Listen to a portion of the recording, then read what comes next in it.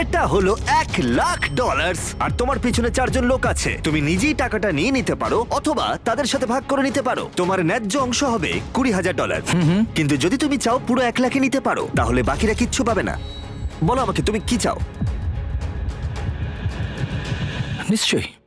তার মানে কি বলতে চাইছো, সবটা চাও? না, আমি কাউকে চিনি না, আমি সবটাই নেব। যদি তুমি সবটা নাও তাহলে ওরা কিচ্ছু পাবে না। হ্যাঁ, আমি জানি। ঠিক আছে,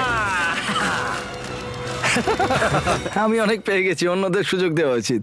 কিভাবে এটা আমি রাখবো? হ্যাঁ, সব চলে যাবে। এই 4,000-এর মধ্যে তুমি কতটা চাও? 0। কি মাত্র $4,000 বাকি আছে দেখে তোমার কেমন লাগছে? মানে মানুষটা সত্যি খুব লোভী। তোমার পরে দুজনের কেমন লাগবে বলে তুমি মনে করো? তাহলে আর 1,000 রইলো। আমি 500 নেব। এটা ন্যায্য? হ্যাঁ। তোমার আগের 4 জন তোমার জন্য $500 রেখে দিয়েছে। ওর জ্যাকেট থেকে সব টাকা পড়ে